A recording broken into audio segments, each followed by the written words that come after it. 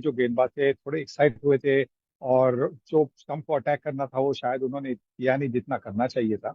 पर हमें मुझे लगता है कि मिचेल स्टार्क को भी क्रेडिट देना चाहिए कि उन्होंने अच्छी गेंदबाजी की।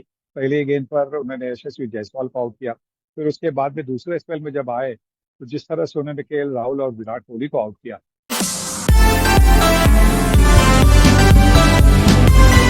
जाएंगी, अंधेरा हो जाएगा, पिंक बॉल अपना कमाल करेगी, लेकिन गेंदबाजों ने कमाल नहीं किया। ऑस्ट्रेलिया 86 रन बना चुका है, सिर्फ एक विकेट गिरा, यानी कि 94 रन पीछे है वो भारत की पहली पारी के स्कोर। बल्लेबाजों का अगर आप देखें, कोई बल्लेबाज चला ही नहीं। आज एक बार फिर भारत का कोलैप्स हुआ, वो तो नीतीश रेड्डी ने नीचे आके रन बना दिए तो भारत पहुंच गया 180 तक। लेकिन सवाल यह है कि क्या 180 में भी भारत जीत सकता है? क्योंकि आप ये ना भूलें कि फर्स्ट टेस्ट मैच में भारत ने पहली पारी में 150 रन बनाए थे और 150 रनों में भारत ने उस टेस्ट मैच को जीता था। तो कई सारे सवाल हैं, कई सारे सवाल जो है हमारे सामने है। मैं आपको एडिलेड भी लेकर चलूंगा जहां से सुनील गावस्कर हमारे साथ जुड़ेंगे, लेकिन सबसे बड़ा सवाल यही है कि क्या 180 रनों में एडिलेड में भारत को जीत मिल सकती है? दूसरा सवाल यह भी है कि बार बार कोलैप्स क्यों हो रहे हैं, बड़े बल्लेबाज रन क्यों नहीं बना रहे हैं, खासतौर से तब जब टेस्ट मैच जिंदा हो। जिंदा मतलब फर्स्ट इनिंग, पर्थ में भी और यहां पर भी। पिंक बॉल यानी कि जो हम कहते हैं ना गेंदबाजों की बड़ी जबरदस्त है। जब भारत गेंदबाजी करने आया लाइटों में, तब भारत के तेज गेंदबाजों को मदद क्यों नहीं मिली? कई सवाल है, लेकिन जवाब उनसे जानना है जिनके नाम पर यह सीरीज खेली जा रही है, यानी कि सुनील गावस्कर, बॉर्डर गावस्कर ट्रॉफी। और सनी भाई मेरे साथ कहां से हैं? एडिलेड से। सनी भाई, पता नहीं, मैं तो यहां पर बैठकर यह सोच रहा था कि आज भारत 1-0 अप, आज ऐसा खेल होगा,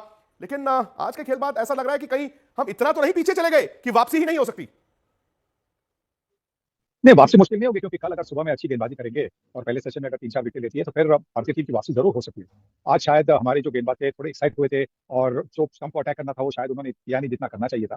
पर हमें मुझे लगता है कि मिचेल स्टार्क को भी क्रेडिट देना चाहिए कि उन्होंने अच्छी गेंदबाजी की। पहले गेंद पर उन्होंने यशस्वी जायसवाल को आउट किया। फिर उसके बाद में दूसरे स्पेल में जब आए तो जिस तरह से उन्होंने केएल राहुल और विराट कोहली को आउट किया, मतलब गेंद थोड़ी सी दबा दी, जहां से गेंद को छोड़ना भी मुश्किल हो गया। और मैं उनको क्रेडिट देना चाहूंगा कि उन्होंने अच्छी गेंदबाजी की। स्कॉट बोलर ने भी जो दबाव हेजलवुड हमेशा डालते हैं बल्लेबाजों पर, उन्होंने उसी तरह का दबाव डाल दिया। कोई लूज डिलीवरी नहीं दी। तो ऑस्ट्रेलिया की बॉलिंग की उन्होंने अच्छी बॉलिंग की।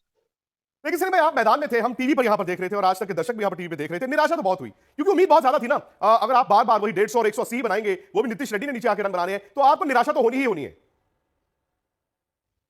थोड़े से डिसअपॉइंटेड है क्योंकि ये चाहते हैं कि जब आप पहली बल्लेबाजी करते हो तो आप चाहते हैं कि कम से कम 250 रन बन जाए। 250 रन अगर 275 280 रन बनते हैं तो उससे आपको पता है कि आपके बॉलरों को भी 2-3 मौके मिलते हैं। एक तो शुरुआत में जब गेंद नहीं होती है, उसके बाद में दूसरे स्पेल में अगर एक साझेदारी बनती है, एक पार्टनरशिप बनती है, तो फिर भी आपको वापसी करने का मौका मिलता है। तो मुझे लगता है कि जो अगर हो सकता है कि कल अगर पहले स्पेल में अगर पहले 2 घंटे में अगर विकेट मिलेगी तो भारत जरूर वापसी कर सकती है। ये विकेट आप देख ही रहे थे और आप अगर दिन का खेल नहीं देख पाए तो आज तक पर पहले आज का एक्शन देखें, फिर उसके बाद सनी भाई से चर्चा जारी रखेंगे। क्योंकि एक तो बात है ना, आज क्या हुआ क्या नहीं हुआ। अब बड़ी बात यह है टेस्ट मैच 5 दिनों में खेला जाता है, अब भारत को कल क्या करना है कि मैच में वापस आए। लेकिन सबसे पहले आज के खेल का एक्शन। भारत 180 पर ऑल आउट, ऑस्ट्रेलिया 86 पर 1, 94 रन पीछे। पहली पारी में 180 रन बनाए इंडिया ने, 42 रन बनाए नीतीश ने। विराट रोहित नाकाम, यशस्वी का 0 पर काम तमाम। वैसे शुरुआत तो टीम इंडिया की डराने वाली ही रही। मैच की पहली ही गेंद पर मिचेल स्टार्क यशस्वी जायसवाल का विकेट ले उड़े। तस्वीर और भी खौफनाक हो सकती थी, लेकिन केएल राहुल और शुभमन गिल टिक गए। दोनों की 69 रनों की साझेदारी ने स्कोर बोर्ड को रफ्तार दी और ड्रेसिंग रूम को हौसला। स्टार्क पिंक बॉल से कहर ढा रहे थे। इस बार उनका शिकार बने विराट कोहली। फिर 10 के अंदर अंदर शुभमन और रोहित शर्मा की भी विदाई हो गई। इन मुश्किल हालात में थोड़े बहुत रन ऋषभ पंत और अश्विन ने जोड़े, लेकिन हिम्मत दिखाई नीतीश रेड्डी ने। 3 चौकों और 3 छक्कों के साथ उन्होंने दिखाया कि सनसनी फैलाती, हिलती और उछलती गेंदों के सामने भी रन तो बनाए ही जा सकते हैं। उनकी पारी थमी 42 रन पर। सर, मैं जो मर्जी कहें आप, 150 में भारत ने पहला टेस्ट मैच जीता। क्यों? क्योंकि ऑस्ट्रेलिया ने बहुत खराब खेला, 104 आउट हो गया, फिर भारत ने बड़े रन बना दिए। यहां पर 180 भी तब जब नीतीश रेड्डी ने रन बनाए। पता नहीं, मतलब शायद क्रिकेट को उस तरह से देखना चाहिए कि सेशन बदलेगा, दिन बदलेगा, किस्मत बदलेगी। लेकिन क्या आपको लगता है कि इस टेस्ट मैच में भारत दरअसल देखा जाए तो वापसी कर सकता है? वापसी का मतलब है जीतने वाली वापसी। हर बार 150 180 में मैच जीते जाते हैं। हाँ, बिल्कुल आशावादी हूँ क्योंकि अगर दूसरे पारी में देखिए, फर्स्ट में भी हमारी टीम 150 में ऑल आउट हो गई।